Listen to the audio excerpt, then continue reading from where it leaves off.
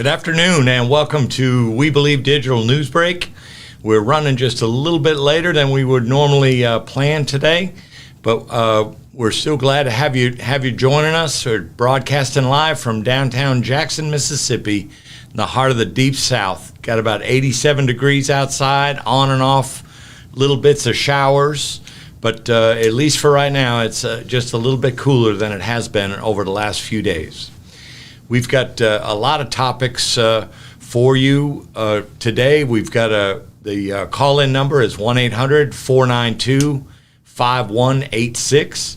This studio is here for you and your broadcasting needs. We have a media company here that provides all sorts of services. Give us a call. We'd love to have your advertising. We'd love you to use our platform for you to further your cause or your campaign or whatever that turns out to be. You can always call us at 1-800-492-5186. My name is Chris Young, and I'm joined by the one and only Mr. Socrates Garrett. How are you doing today, sir? I'm doing extremely well. It's always good being in the studio with you. It's a overcast day this Tuesday in Jackson, Mississippi, and so it's not as hot as it has been, as you said, and I'm actually enjoying Jackson today. You're enjoying it? Yeah. Well, that is a good thing. You know, today it's easier to enjoy. Over the weekend, not a good weekend in Jackson. 4 more homicides, bringing our total now up to 84. Which is just ever so slightly below. So at the end of July last year, we had 87 homicides, and so here we are at 84. So just barely below the trend that was going for last year, which, as our viewers know, was broke the record in the country, highest number of homicides per capita. Anywhere in the country. So I don't know, Mr. Garrett, I saw a lady being interviewed on a broadcast station this morning, and she said it's just like they've gone wild, you know. 4 homicides this weekend? Just over this last weekend. That is just horrific. Yeah. Oldest 35 years old. Mostly black? All black. And the youngest upper teen. And so Jackson is predominantly African American. I believe it's an 85% black city. Yes, sir. What is the root cause of all of this criminal activity? Just one person here, Mr. Garrett, but to me, this goes back to desperation. To me, this goes back to living in this state that continues to be so oppressive, stifling, choke you with oppression here and inequality and social injustice. Now, how long does that go on before it just takes a toll on people? Right. And desperation sets in. Desperation is a good word. People have lost hope. There is no father in the home. There's no role models. And our young men are just absolutely, as you say, running wild. Or as the interviewee said, something is going extremely wrong. And we believe that that's got to do with oppression, as you say, and social injustice. But it's also got to do with poverty. Yes. And the lack of opportunity in the state of Mississippi and in the city of Jackson. Because I make the correlation because I believe number 2 on the murder capital of the world was St. Louis, Missouri.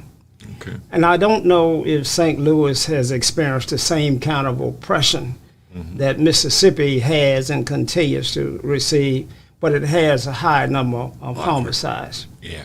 And so when you look at your inner cities, St. Louis, Detroit, Jackson, Mississippi, you find a commonality there with young black men that are just out of control.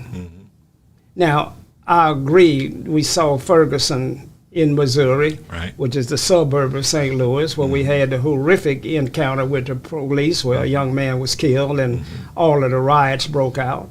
So social injustice is a major part of that. Right. But Chris, I believe the economy is the other factor. Absolutely. Yeah, absolutely. There's no.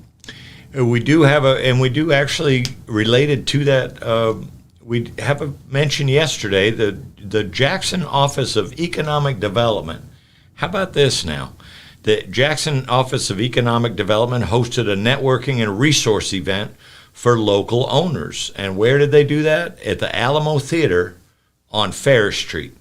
So the manager of the City Business Development Office, he says that black businesses are growing in Jackson, is what he said. And he said they've got 3 ways that they're helping entrepreneurs, black entrepreneurs.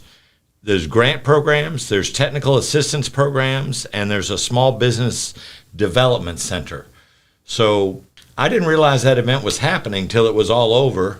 I would have loved to have gone down there and asked some questions, but I just read about it this morning.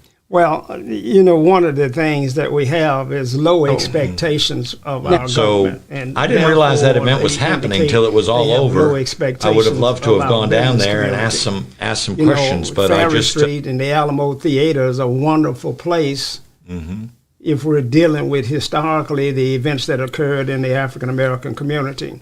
But it is not an economic engine.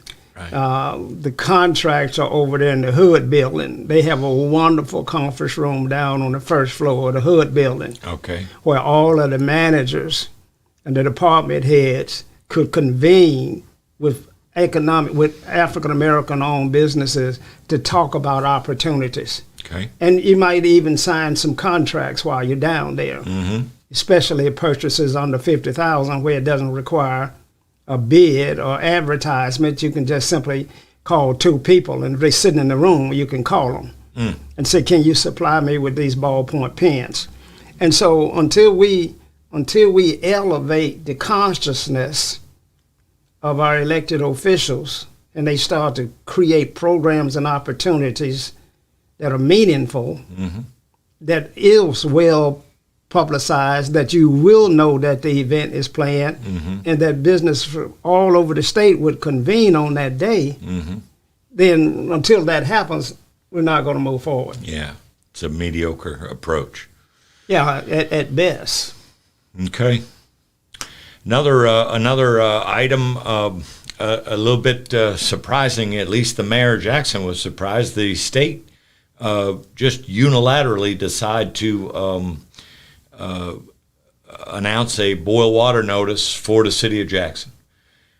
No consultation with the city, no discussions with the mayor or his people. They just found out about these what they call turbidity levels, and so interesting that the state would take that sort of action and not have any consultation with the mayor. I've never heard of that. I think you must have that wrong. I don't believe that. Well, at his press conference yesterday, he said that he strongly objects to, to what the state has done, and the state did so without any discussion with him whatsoever. Well, I think that is the ultimate insult.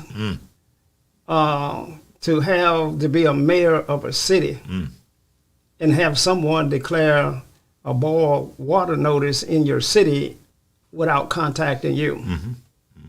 Are you sure that happened? Well, the mayor announced that it happened. So yes, it was reported in a number of different news sources, and so yes, it happened, and that was the focal point of his press conference yesterday. And the term pro-turbulence or turbidity? What? Turbidity. Turbidity. And what does that mean? I was trying to Google it, Chris. Yeah, turbidity, just the way it sounds. T-U-R. What does that mean? Yeah, I believe it's related to the ability to fight off diseases coming into the system. I believe that's what it is, Mr. Garrett, but I am no scholar on turbidity. Well, if the water had high levels of turbidity, and it could cause a imminent danger to the citizens of Jackson's, a health crisis, you would think that the mayor and the State Department of Environmental Quality would have had a joint press conference. Of course. And they just lifted, Jackson had just lifted a boil water notice just a couple of days or maybe three days before that or something like that. And then poof. So he was very surprised by this. And he said very loudly, we object to this behavior by the state, no consultation. So, Mr. Garrett, we run out of time for this first segment. We're going to take a short break and we'll jump right back in.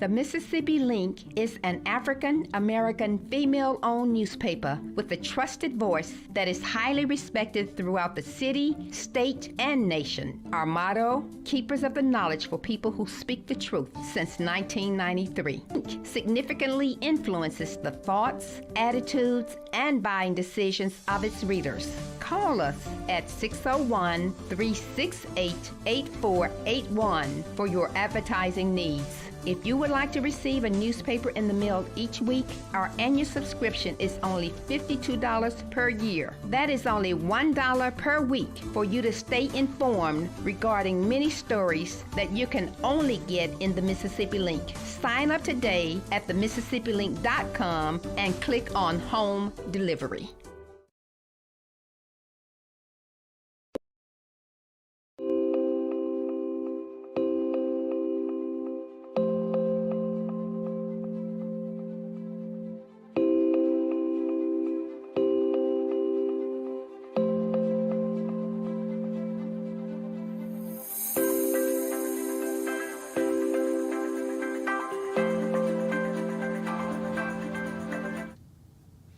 You know, folks, at We Believe Digital, all things are possible, including finding the definition for turbidity. So we just looked that up and we have it. The short definition is the quality of being cloudy, opaque, or thick with suspended matter. So really, I'm not sure that sounds very good in your public water supply. But there's high turbidity and low turbidity, but that's what's going on, high turbidity. You got some type of matter floating in the water, not a good sign. Well, that's terrible. We pay for water. Yes. And it has high levels of turbidity. Yeah. And then I have to go out. I can't use the water. Can't use it. Then I have to buy water. Some people won't even cook with it. Well, I wouldn't cook with it either if after you read that definition. But, you know, and what is this all about? What this all about is that for decades, not a little time, for decades upon decades, the elected officials in this city and in this state have neglected the infrastructure, not only with water, but also on the sewer side. And you know, you have piping around different parts of this city that are in excess of 100 years old, and so you know, not a good thing. And you know, and then when you look at the state level, they're reluctant to give Jackson money, and we have to ask ourselves, why is that? Why would you be? Why would you resist providing funding for the city that the state capital is located in, where all your legislators come and make their rulings and make their laws to guide our lives, and yet they don't believe in keeping up the infrastructure of the very city that their Capitol building is located in. Well, they have their own police department, I think you mentioned. Well, so they can have the police department, and then they can hire a water company to bring them some fresh water, and they'll be safe and have their water, and everybody else can make it the best way they can. Will be damned. We can deal with turbidity.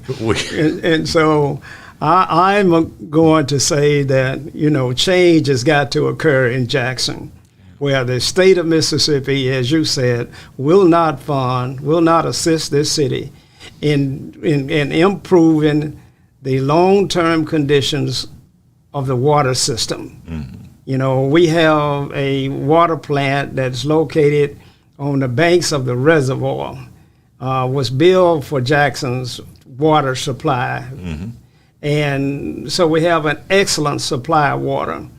We have 2 water treatment plants in Jackson. We have the O.B. Curtis water treatment plant, and we have the fuel water treatment plant, which we were supposed to be able to discontinue the use of fuel, which supplies about 25% of Jackson's drinking water, and would have gone with the updated system, including membranes that are used to treat the water, and we should be okay. Mm-hmm.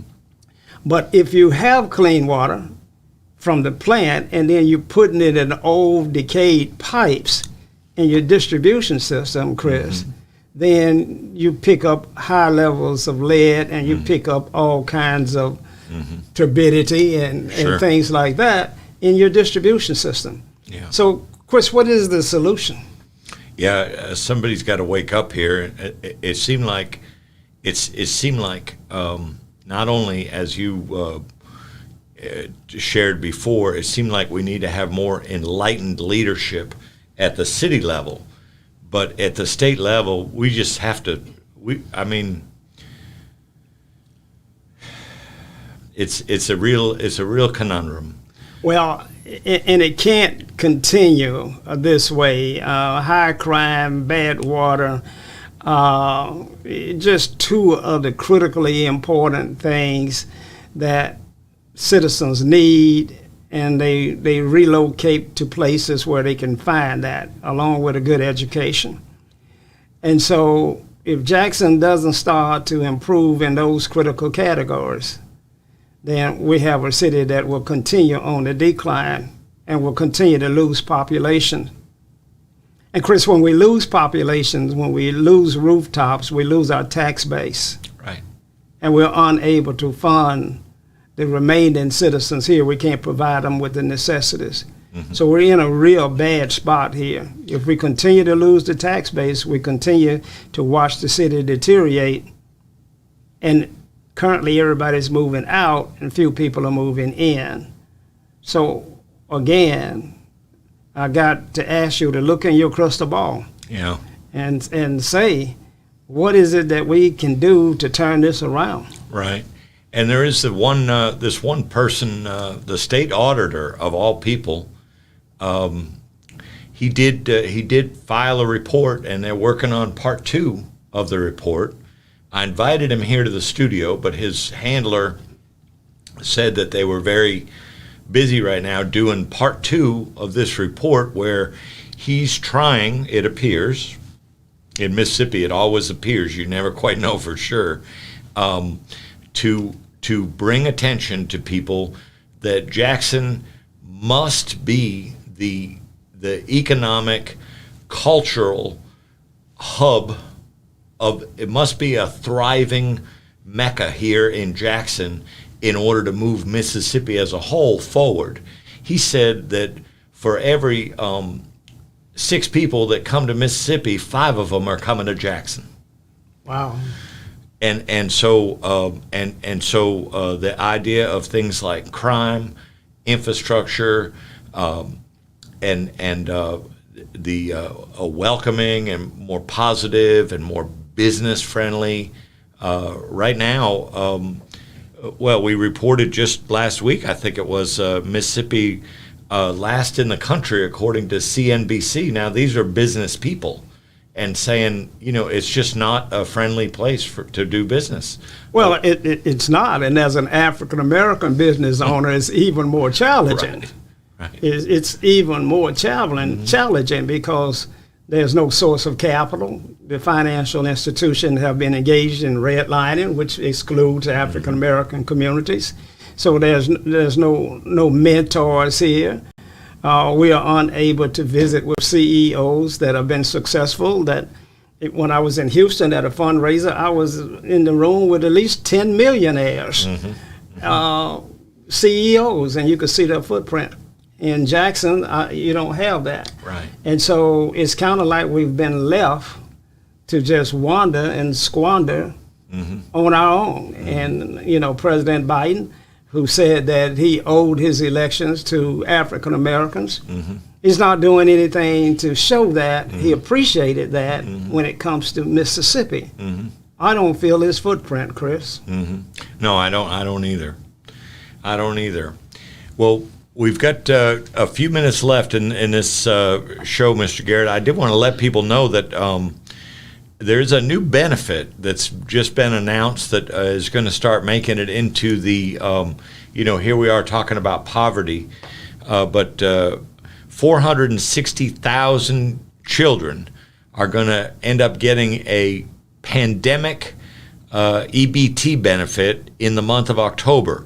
So if they were enrolled in the SNAP program this last school year or just this last summer, or if they're in the National Lunch Program, there's a benefit coming to those households, coming to those families starting October. I want to say $391 offset to help people, and of course that's not coming from the state of Mississippi. That's coming from the federal government. So wanted to share about that. And another thing with Entergy. So anybody that's getting their power from Entergy, it was revealed that they had been overcharging customers. This is a dance that goes on all the time with power cooperatives and power companies and all. They overcharge and then they get caught doing it and then they get reined back in and have to give a refund. So you don't even have to contact Entergy, and the $80 credit is going to be applied to your either September or October bill. So just a little bit of good news there for people in that respect. And the last thing, Mr. Garrett, and I know you'll have, two African American legends that passed away over the weekend. First is Nichelle Nichols, 89 years old. She was Lieutenant Uhura on Star Trek, and the original program. And interesting, I heard a commentator say that. I heard a commentator ask her, and she said that she was very, very close to leaving the show, but Dr. Martin Luther King talked her into staying, telling her that you cannot leave, that this is not a black role, this is an equal role, and you've got to stay. And she stayed. Wow. Nichelle Nichols. I was a fan of Star Trek back in the late 60s, early 70s. Yes. To go where no one dares to go, Yes. and to beam me up, Scotty. Yes. All of those characters. Yes. I was a big fan of Star Trek. It's a great loss for her to have succumbed this week. She was a tremendous equal rights activist, as well. And lastly, Bill Russell, the most now I know when you get into ranking basketball players, I know that can get dicey. That conversation goes sideways real quick. And I do have some bias, being that the Boston teams, due to where I was raised up, are always my teams. But as far as I know, Bill Russell is the only player to ever have 11 championship rings on his fingers, 5 MVPs, and received the Presidential Medal of Honor from President Obama in 2012, I believe it was. Just an absolute legend in basketball and in civil rights. Bill Russell died on Sunday, 88 years old. Well, I would just agree with you. Yes. That Bill Russell, a tremendous life he lived, and was a tremendous asset to this country and this world, and he is certainly going to be missed. Mm-hmm. Okay. Well, that about does it for today. Again, we thank you for joining us. We apologize for a little bit of a late start that we had today. But if you ever have any questions or comments, 1-800-492-5186. And we wish you a good afternoon and stay safe out there.